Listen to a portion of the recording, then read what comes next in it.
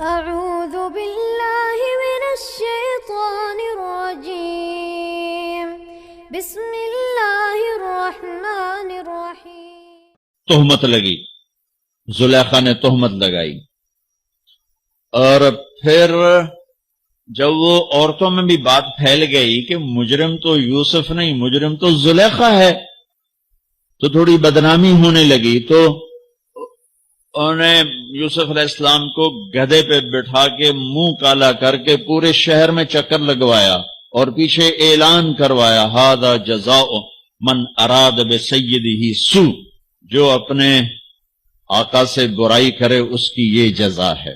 یہ بازار میں نبی ابن نبی ابن نبی ابن نبی گدھے پر پھرایا جا رہا، پھر جیل 309 سال۔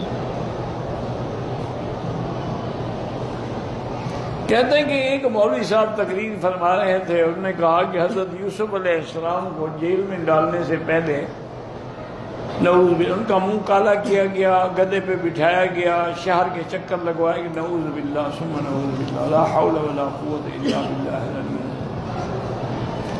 انا للہ و انا، اللہ پاک اپنے انبیاء کو اتنا ذلیل اور رسوا نہیں کرتے۔ انا لننصر رسلنا والذین آمنوا فی الحیات الدنیا ویوم یقوم الاشہاد۔ اللہ فرماتے ہیں ہم اپنے رسولوں کی مدد کرتے ہیں۔ یوسف علیہ السلام کا جیل جانا جو ہے، یاد رکھو، یہ کوئی بطور سزا تو تھا ہی نہیں۔ تمہیں کیوں گدھا پہ بھی بیٹھنا پڑ گیا؟ اس مولوی کو کسی نے بٹھایا ہوگا گدھا پہ، اس نے اپنا غصہ یوسف علیہ السلام پہ نکال دیا۔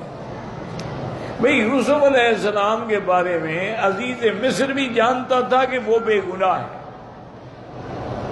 یوسف اعرض عنہا، آپ چھوڑیں اس کو۔ بیوی سے کہا کہ واستغفری، تم اپنے گناہ کی توبہ کرو، اس کا تو گناہ ہی نہیں ہے۔ پھر جب عورتوں نے مکر چلایا تو اب یوسف علیہ السلام گھبرا گئے کہ پہلے تو ایک تھی، اب تو کئی میرے پیچھے پڑ گئی ہیں۔ تو انہوں نے خود دعا مانگی تھی کہ رب السجن احب الی مما یدعوننی الیہ، کہ یا اللہ ان کے مکر سے تو مجھے جیل بھیجے ہوئے تھے۔ تو یہ تو ان کی اپنی دعا تھی۔ اور دوسرا یہ ہے کہ عزیز مصر نے اور اس کی بیوی نے بھی یہی مشورہ کیا کہ بات پھیلتی جا رہی ہے، پھیلتی، بہتر ہے کہ ہم یوسف کو جیل میں بھیجیں۔ وہ تو جانتے تھے کہ یوسف بے گناہ ہے۔ پھر یوسف علیہ السلام جیل میں بھی گئے تو اتنی شان سے رہے کہ جیلر اور سارا عملہ جو تھا نا وہ آپ کا غلام بن گیا۔ وہی دو آدمیوں نے آپ سے خواب کی تعبیریں پوچھی، تو یہ تو ان کی اپنی ایک مانگی۔ اس لیے جب بہت عرصہ گزر گیا، رہائی نہ ملی، تو حضرت یوسف علیہ السلام نے تہجد کے وقت اللہ سے درخواست کیا، اللہ اب تو بہت مدت ہو گئی ہے، میں جیل کی زندگی سے تنگ آ گیا ہوں۔ اللہ نے جبریل بھیجا کہ موسیٰ علیہ السلام سے کہہ دو کہ جیل تو تم نے مانگی تھی کہ ان کے مکر سے بچاؤ، مجھے جیل جانا پسند ہے، اس کہہ دیتے ان کے مکر سے بھی بچاؤ، جیل سے بھی بچاؤ، ان دونوں سے بچا دیتے۔ اس لیے ایسی باتیں کرنا جو پیغمبر کے شان کے خلاف ہوں، آدمی کافر ہو جاتا۔ اسی لیے علماء نے لکھا ہے کہ جیسے مشہور طور پہ مولوی کہہ دیتے ہیں کہ یوسف حضرت ایوب کے بدن میں کیڑے پڑ گئے تھے سر سے پاؤں تک، اور زبان میں بھی وہ کیڑے پڑ گئے، تو انہوں نے رو کے کہا کہ اللہ تیرا نام لے لیتا تھا، اب زبان پہ بھی کیڑے آ گئے، نام بھی میں نہیں لے سکتا، تو اب اللہ نے حکم دیا کہ پاؤں مار۔ یہ بھی غلط بات ہے۔ کیڑے پڑنا کوئی اچھی بات ہے؟ جب قرآن نے نہیں کہا، تم نے کہاں سے کیڑے پکڑ لیے ہیں؟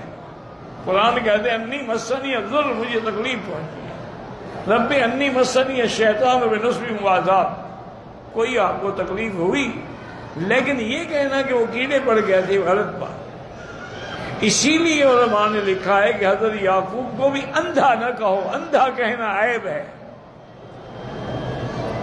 اور اللہ نے بھی ان کو اندھا نہیں کہا، فرمایا اسفا علی یوسف وابیضت عیناہ من الحزن، روتے روتے آنکھیں سفید ہو گئی، یعنی نور کم ہو گیا۔